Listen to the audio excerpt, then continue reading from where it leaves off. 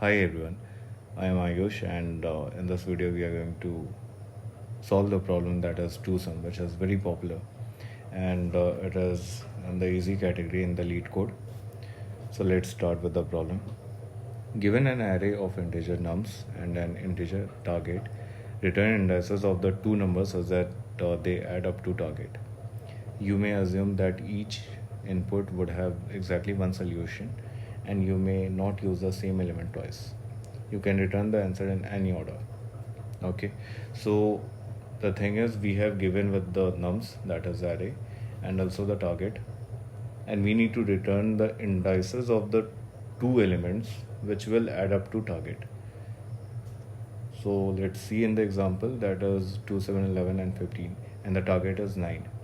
So what we are looking for? We are looking for the two elements which will add up to 9. Okay, so in this case 2 and 7 will be the answer, because 2 plus 7 is 9, and the indices for those 2 and 7 is 0 and 1. So we will simply return it. Now let's see how to solve this part. We'll first see the approach. So for that I'll take the example, that is 1, 2, 3 and 5, and I'll take the target as 5. Now we need to find two elements which will add up to 5. So I'll start from 1. Okay, so suppose I'm standing at 1 and I'm looking for the second element. 1 is my first element, and I'll look for the second element which will give me the target, that is 5. So 1 plus 2 is 3, it is not 5. So I'll move to 3. 1 plus 3, that is 4, it is not equal to 5. So I'll move to 5. 1 plus 5 is also not 5. So the part of 1 is done. Now I'll look for 2. 2 will, I'm standing at 2 and I'm looking for the checking for all those remaining elements which will give me the target 5. Okay, so I'll first check with 1. 2 plus 1 is 5 or not? No, it is not 5. Then I'll check for 2 plus 3 is 5 or not? Yes, it is 5. So 2 plus 3 is equal to 5. I'll get the target. So what are the indices of the 2 and 3? It is simply 1 and 2. So I'll just simply return the indices 1 and 2, and it will be my answer. Now let's see how to solve this problem. So for iteration part, I'm just using this for loop. I'll start from indices 0, that is obvious, and the size will be n, so I less than n, and I'll iterate. So like I'll keep increasing it, so I plus plus, and then again I'm looking for all the remaining elements. Okay, the first element will be the 0th index, I'm standing, and I'm looking for the remaining elements. So for that also I'll need to run another for loop. So I'll start from 0 only, because I'm checking all the elements, and then again j should also be less than n, which is size of the array, and j will also be keep increasing, j plus plus. Now what we need to do, we need to find those two elements which will give the target. So for that we need to have a check, but before that we need to have a edge case check. That is, like, we cannot take this 2 and 2 again, or 3 again, 1 and 1 again, and 5 and 5 again. So for that we'll have the check, that is, if I should not equal to j, then only we will do the remaining part. Okay, and the remaining part we will have another if block, if array of I plus array of j is equal to target or not. Okay, suppose if it is giving the target, then we will simply return its indices, that is I comma j. Okay, so this is done. So this is very brute force approach. So if you are telling this solution to the interviewer, he will definitely not be happy. and he will ask to further optimize it. So one step optimization will be what you are doing. So you are doing that, like you are keep checking all the remaining elements, like 1 2 3 and 5 is the array. Then suppose if you are at 1, you are checking for 3 2 3 5, right? If you are at 2, then you are checking for 1 3 and 5. If you are at 3, you are again checking for 1 2 and 5. So in this case, what you are doing, you are overlapping like the things. Suppose you already have checked for in the one part only, you have checked for 1 and 2. Then again if you are in 2, then why you are checking the behind elements? You should not. So you can simply remove it. What you can do, instead of j equals to 0,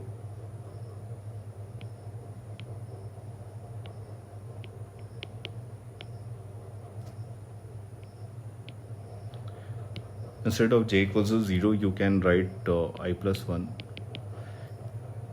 Yeah, I plus 1. Then you will not check for all those previous elements that you have already checked. So this is one step optimization that you can tell the interviewer.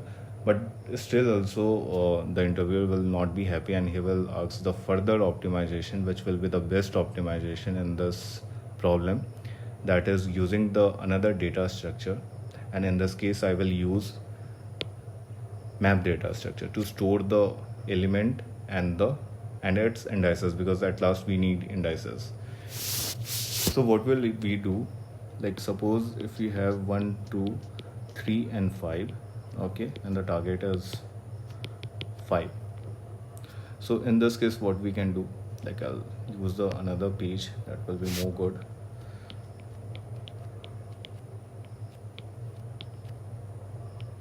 Target is 5, okay, and we have data structure. In this case we have map. So for 1, what we will do, like we will find that what we need to find. For 1 we need to find 4, right? Because 1 plus 4 will be 5. So we will check in the data structure, is there 4 is present? No, it is not present, because initially the data structure is empty. This map data structure is empty. Okay, fine. So we will move to 2, but before moving to 2 we will store that 1 and its indices to this data structure map. Okay, done. Then we will check in the data structure that what we need. First, what we need, 5 minus 2 equals to 3. So we need 3. Yeah, here it is 3, but in data structure it is not present. So what we will do, like we'll search for 3. No, in the data structure it is not present. Fine, we will move to 3, but before moving to 3 we have already stored 2 and its indices, which is 1. Okay, done. And 3, what we need to find, 5 minus 3, that is 2. We need to find 2. Yes, 2 is present in the data structure. We have already stored. Here we have already stored. So what we will return, we will just simply return the 2th index, that is 1, and current index, that is 2. Okay, so this will be our answer. So in this case the time complexity will be O of n, and the previously that we have solved with two solutions, which will give the time complexity of O of n square, which is not preferable. Okay, now let's come to the coding part. I have already solved this problem, and this is my solution. So as I said that I have used this map data structure for storing the indices and the value and keep checking, and then also I have defined this vector for returning the indices. So now let's iterate from the starting, from the 0th index, and for each and every index what we are finding the another element. And how can we find another element? If we are standing at 0th index and the value is 1, we are looking for the 4 to get that 5 target, right? So for finding that 4, we are subtracting from the target minus nums of I, right? And we are looking it is present in the map data structure or not. So if it is not present, we'll just store that value. That is, here you can see in the 14th line, m nums of I equals to I. The indices and the value we are storing in the map data structure. And if we find, suppose if we find that element in the map, then what we'll do, we'll just push the another element index, and also we'll push the correct current index in the vector, and we'll just simply return that vector. Means we'll simply return that those indices. So that's it. And at last, suppose if we find it is good, or if we not find, we'll just return the v means that vector, which will be empty in this case.